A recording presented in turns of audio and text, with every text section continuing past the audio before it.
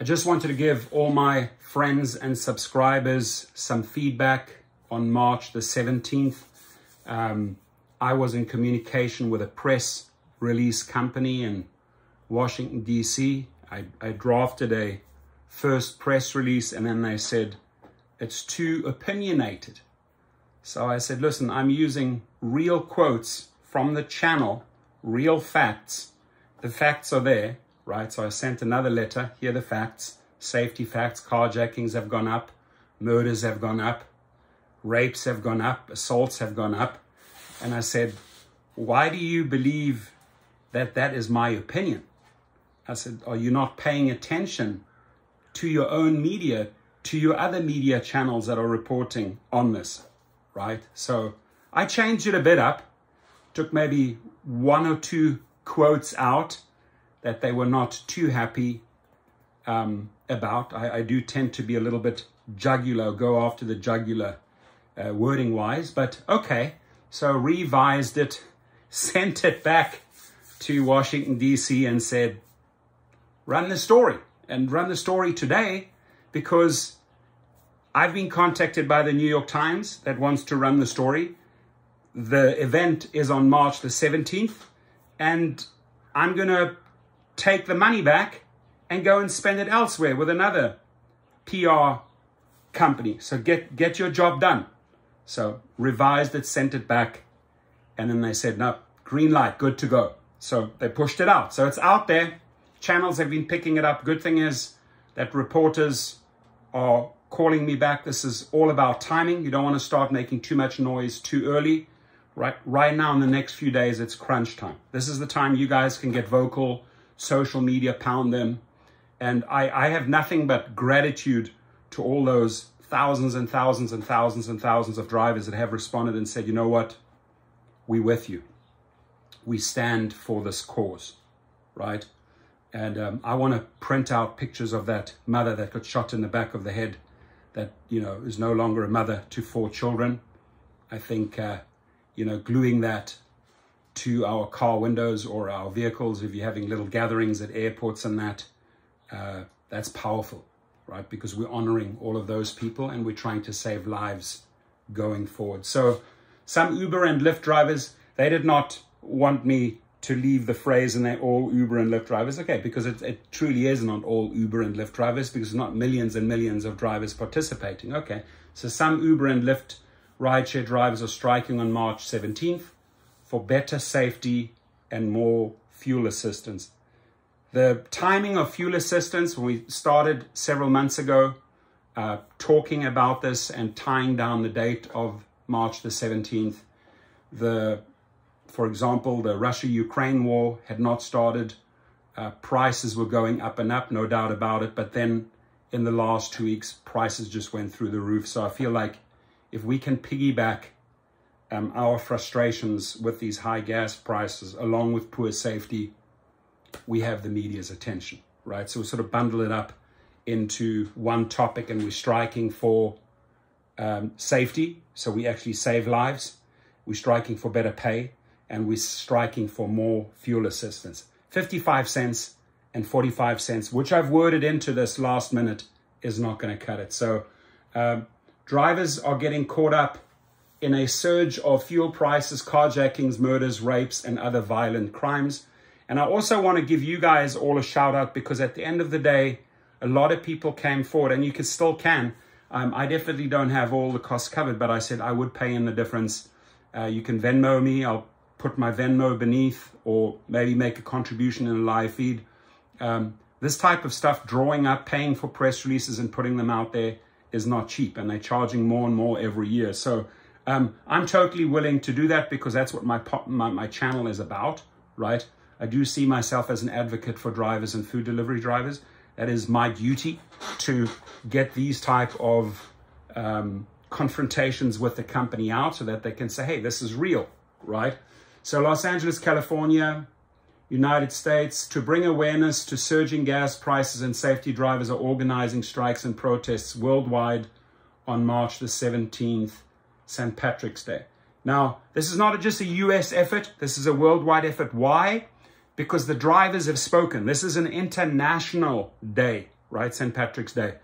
And we're not just striking for the better safety for drivers, but also for riders, right? And we're asking riders on this day, get yourself a designated driver or stand with us drivers and make a powerful statement, right? Because at the end of the day, if you are part of the movement, you are going to make this product better and you are going to increase safety for all. So hopefully the riders also stand with us, right?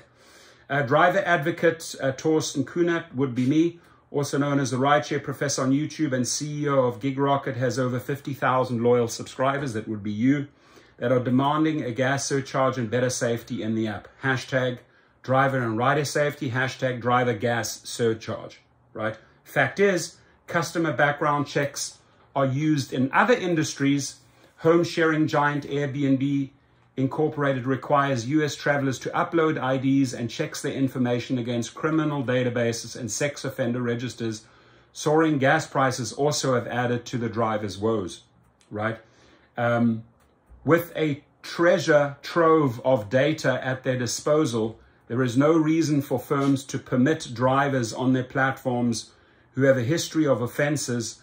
Companies can also make absolutely clear to passengers that are abusing drivers in any way will not be tolerated and will get them quickly banned, the Rideshare Professor said. Then another quote up here, safety and gas price assistance needs to be addressed or many drivers will not return. I think that's a powerful statement right there. The Rideshare Professor channel urges all rideshare, taxi and limo drivers to participate. The message, drivers and riders need better safety features in the app and drivers need immediate assistance at the gas pump, says the Rideshare Professor. Drivers are doing what they can to protect themselves. Some are avoiding nights, some only pick up passengers from the airports and others have taken to wearing bulletproof vests. When it comes to the high gas prices, drivers have to often drive miles further to find a cheaper gas station. So trying to get those 2 points across because that's the only way the media would cooperate and run with the story. And they're both real and they're both worthwhile striking for. Uber just introduced temporary fuel assistance for drivers and couriers. Fact is that drivers in the Rideshare Professor channel have been complaining that the 55 cents per trip for drivers and 45 cents per food delivery is not good enough. And that's you and that's me, right? Because if we look at 55 cents and 45 cents, it's a pathetic joke. People say it's insulting, it's a joke, it's too little. And that has to be reflected. This comes directly from you, has to be reflected in the press release, right? Drivers report that they need real assistance and support, right? Just addressing that 55 and 45 ain't gonna cut it.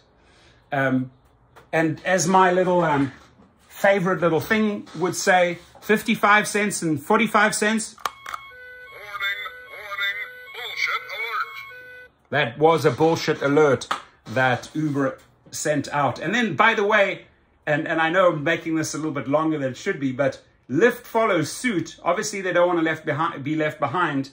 We were pressuring them. You did a fantastic job pressuring them on this gas surcharge. Uber announced it just before the weekend. Lyft then followed suit on Monday. However, Lyft has not announced how much, what are the amounts, and when is this 60-day temporary assistance. And that's the other thing. It's pathetic temporary assistance. It should be full-time assistance, right?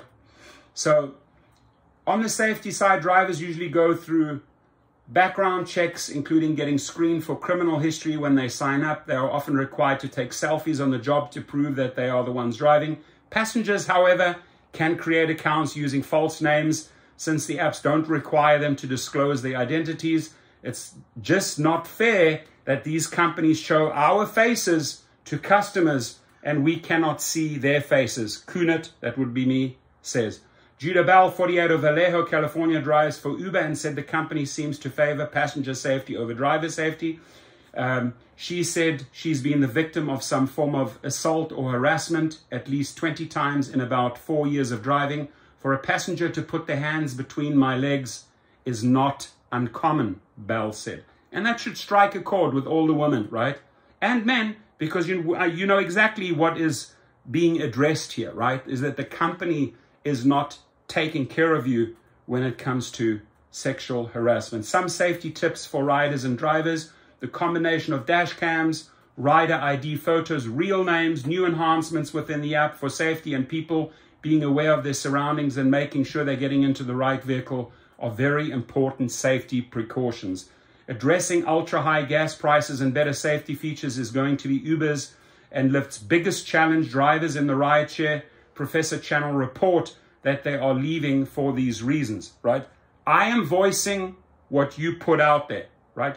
Didn't mention any people by name, didn't quote any people by name, but if they want to check up these facts, these are facts, these are your concerns, and they are in the press release.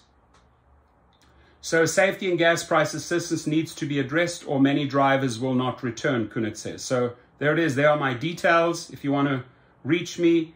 The Venmo is also there if you want to contribute. You know, printing out materials, paying for press releases, just putting the sheer time in, asking for favors, contacting media and reporters, right? It's all, it takes time and it takes effort. And I believe it should be a collective effort, right? So shout out to Gig Rocket. If you guys ever get deactivated, go check it out. We're doing a phenomenal job getting drivers reactivated. Just got another 2 letters, thank you letters. Thank you for getting me back behind the wheel. One guy was a little bit skeptical. I just said, just hang in. They're about to make a decision. And 48 hours later, he gets the answer. He can go back online. So that's extremely rewarding to me if we are able to get you back behind the wheel. Now, my friends, March the 17th is an important date. Let's circulate these stories. You're more than welcome to cut and paste, use this verbiage. I'll drop it beneath the video with the link. You can take it, you can send it to your own media stations. You can include quotes from yourself, right? You can modify it as long as we keep the main factors in there, and that is we are striking on March the 17th for better safety, for better pay, and for better fuel assistance. Keep those 3 big points in there, and you are more than welcome to run with the story. Have a good one, and please stay safe. Help me, help everyone else get the word out. March the 17th on St. Patrick's Day, apps off. And that goes for Grubhub drivers, DoorDash drivers, Uber Eats drivers, Lyft drivers, Uber drivers, any driver out there. Even if the taxis, limousine companies want to stand with us, please, let's make a joint statement. I appreciate you all.